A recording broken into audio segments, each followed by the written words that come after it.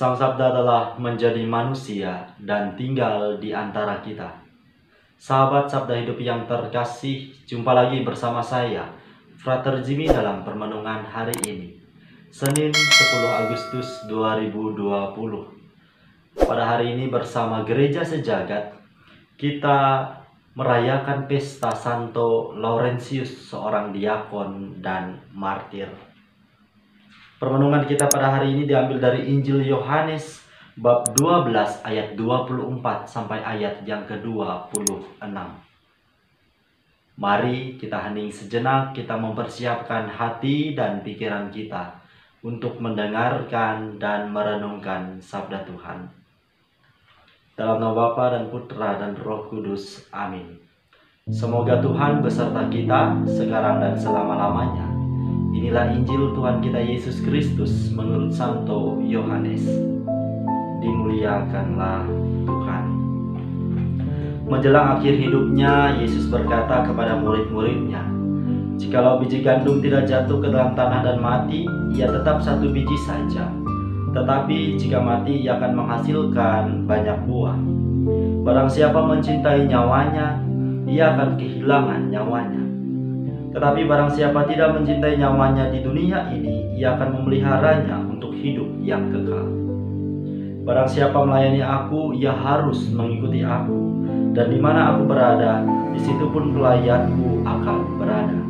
Barang siapa melayani aku, ia akan dihormati Bapa." Demikianlah Injil Tuhan. Terpujilah Kristus. Sahabat Sabda Hidup yang terkasih dimanapun Anda berada, salam sehat untuk kita semua. Jikalau biji gandum tidak jatuh ke dalam tanah dan mati, ia tetap satu biji saja. Tetapi jika mati, ia akan menghasilkan banyak buah. Setiap dari kita tentu memiliki pengalaman bercocok tanam. Entah bercocok tanam jenis tanaman apapun. Sebelum kita bercocok tanam, tentu kita akan mencari benih yang terbaik yang akan kita tanam. Pada umumnya, benih ini berupa biji-bijian yang telah kering dan mati. Gambaran ini selaras kiranya dengan ungkapan dan gambaran yang digunakan Yesus dalam Injil pada hari ini, bahwa jikalau biji gandum tidak jatuh ke tanah dan mati, ia tidak akan menghasilkan buah yang limpah. Demikian pun dalam setiap usaha kita bercocok tanam, kita senantiasa mencari benih yang telah mati. Benih yang telah mati ini akan tumbuh dan menghasilkan buah yang limpah. Ada ungkapan bijak mengatakan, apabila gajah mati, ia meninggalkan gading. Apabila harimau mati, ia meninggalkan belang. Lantas pada kesempatan ini saya ingin bertanya, apabila manusia meninggal, lantas apa yang ia tinggalkan? Ini pertanyaan pertama untuk kita refleksikan bersama.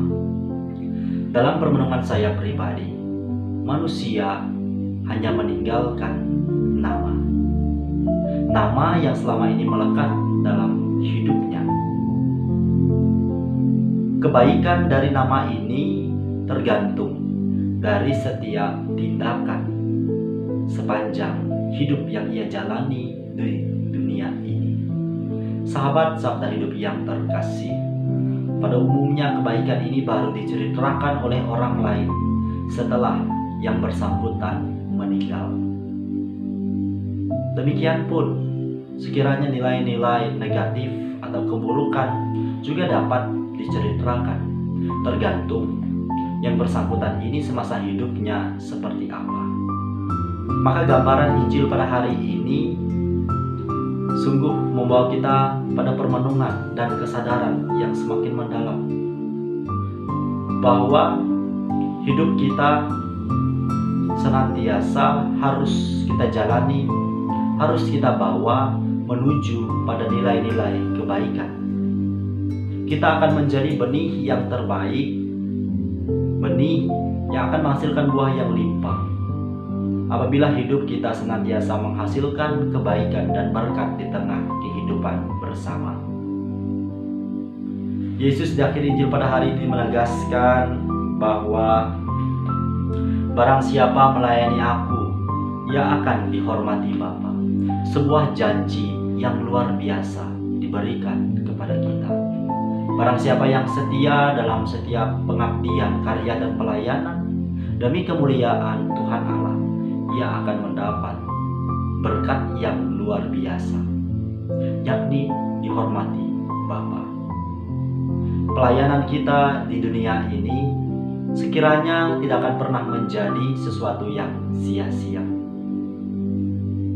Sebagai orang yang beriman, tentu hidup kita mengerucut pada satu tujuan yang sama, kembali ke pangkuan Bapa Surgawi dalam keadaan yang penuh rahmat dan sukacita. Kita laksana benih yang ditaburkan di dunia ini, yang dari hari ke hari tumbuh dan membutuhkan perawatan yang intens.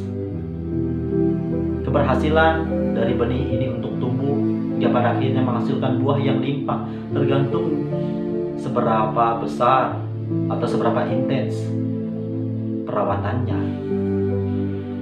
Maka dari sebab itu, pada kesempatan ini saya mengajak kita semua untuk senantiasa merawat peziarahan hidup kita ini melalui cara hidup yang saleh, cara hidup yang menuju kepada kebaikan.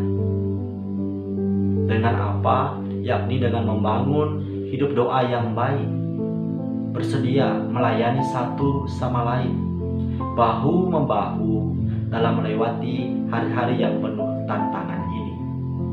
Sahabat Sabda Hidup yang terkasih, janji Yesus tidak akan pernah berubah, bahwa barang siapa setia melayani Ia, janjinya yakni akan dihormati Bapa. Maka maukah saya, Anda, dan kita semua membuka diri untuk menjadi partner yang sejati, untuk menjadi alat kasih dari Tuhan Allah dalam menghadirkan kebahagiaan, damai dan sukacita di tengah-tengah dunia. Sahabat Sabda Hidup yang terkasih, kiranya buah-buah permenungan ini membawa kita pada kesadaran untuk semakin membawa hidup kita menuju kepada nilai-nilai kebaikan bersama. Selamat beraktivitas, selamat berefleksi. Semoga Allah yang Maha Kuasa memberkati kita, melindungi kita terhadap dosa, dan mengantar kita ke hidup yang kekal. Dalam nama Bapa dan Putra dan Roh Kudus. Amin.